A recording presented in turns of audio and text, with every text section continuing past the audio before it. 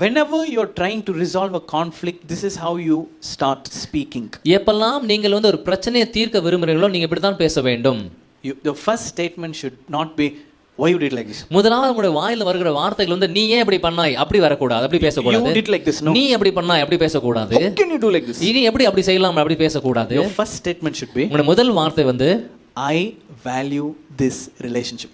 நான் இந்த உறவை கனப்படுத்துகிறேன், இது எனக்கு ரொம்ப முக்கியமாக வாய்ந்தது.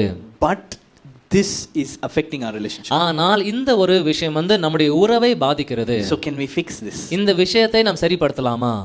This is the language you should have. உங்களுடைய பாஷை இப்படி தான் இருக்க வேண்டும். So when I'm offended with you and I'm still struggling after prayer to look at your face, I'll come and say, bro, I value our relationship, but when you did these things, it really hurt me. Can we talk about this? Can we process this? Can we work on it? But I really value our relationship. When you talk like that, you are talking basically in a godly way and fixing problems the way Christ would want you to fix. ஒருவேளை நான் உங்கள்கிட்ட மனத்தாங்கள் அடைந்திருப்பேன் என்றால் நான் முதலாவது போய் ஜெபிப்பேன், ஆண்டவர்கிட்ட கேட்பேன். அதன் பிறகு கூட உங்களை முகத்தை பார்க்கும்போது எனக்கு ரொம்ப கஷ்டமா கோவம் வருது என்றால் நான் வந்து உங்ககிட்ட பேசுவேன். நான் வந்து சொல்லும் போது பிரதர் நான் வந்து இப்படி நீங்கள் நம்ம செயல்படுறது இந்த விஷயம் தான் நம்முடைய உறவை பாதிக்கிறது, நம்முடைய உறவை நான் கனப்படுத்துகிறேன், ஆனால் இந்த விஷயத்தை நம்ம சரிப்படுத்தலாமா அப்படின்னு உங்ககிட்ட வந்து பேசுவேன்.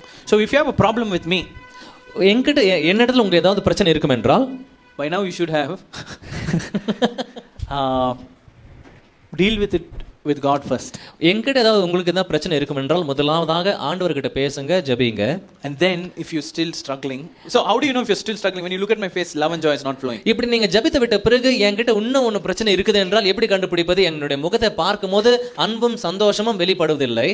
அழகான முகத்தை பாருங்க, அன்பு சந்தோஷம் வரலனா ஏதோ பிரச்சனை இருக்கு. Look at my handsome face and if you don't get love and joy looking at me, then come and then there is some problem. உங்களை பார்த்தாவே அப்படி கோமா வருதுன்னா ப்ராப்ளம் இருக்கு. ஃபர்ஸ்ட் என்கிட்ட வராதீங்க, ஆண்டவர்கிட்ட பேசுங்க. So if you have a problem with me, first go pray, speak to God. நீங்க ஏன் இப்படி பண்ணீங்க, நீங்க ஏன் இப்படி பேசுனீங்க, நீங்க ஏன் எனக்கு கால் பண்ணல, ஃபர்ஸ்ட் அப்படி வராதீங்க. Why did you call me, why didn't you give attention to me, why did you speak to me? Don't do that. God, can you show me, okay wait, can you show me what I should do? ஆண்டவர்கிட்ட கேளுங்க, ஆண்டவரே நான் என்ன செய்ய வேண்டும் அப்படின்னு ஆண்டவர்கிட்ட கேளுங்க. Then when you deal with it, most of the times that itself will be solved, and when you look at me, love and joy will flow. பெரும்பான்மையாக அப்படி நீங்க ஆண்டவர்கிட்ட பேசும்போது உங்க பிரச்சனை சால்வ் ஆகிவிடும். என்னை மீண்டும் வந்து பார்க்கும்போது அன்பும் சந்தோஷம் தான் பொங்கும். இன்னும் பார்க்க கசப்பு bitterness இருந்துச்சுனா, but even after praying if you still have bitterness in your heart towards me, நீங்க சொல்லுங்க என்ன பண்ணணும், என்ன பண்ணணும்? இப்படி நிக்க கூடாது, அதான் பிரச்சனையே. பேசணும், சொல்லுங்க. வந்து பேசணும். You should come and speak to me. என்ன பேசணும் ஃபர்ஸ்ட் சொல்லுங்க. What should you speak? I value this relationship. முதலாவதாக நீங்க சொல்ல வேண்டிய விஷயம் வந்து நான் இந்த உறவை கனப்படுத்துகிறேன், இந்த உறவு எனக்கு ரொம்ப முக்கியம். But ஆனால் this happened. இது நடந்தது. That happened. அது நடந்தது. எல்லாமே சொல்லிட்டு but I value this relationship அப்படி சொல்லாதீங்க. Don't bring out the problem statement first and towards the end after saying all the problem statements at the end don't say I value this relationship. This if you start putting into practice, you will have relational joy so much that you will love people, it will be healthy, there will be no crossing of boundaries. I mean, every problem in life is because of a relational aspect, you know that. இப்படிப்பட்ட உங்கள் வாழ்க்கையில் இருக்கிற சண்டைகளை நீங்கள் எப்படி கையாளுவீர்கள் என்றால் அன்பும் சந்தோஷம் இருக்கும். Yeah, there will be less evil in your life.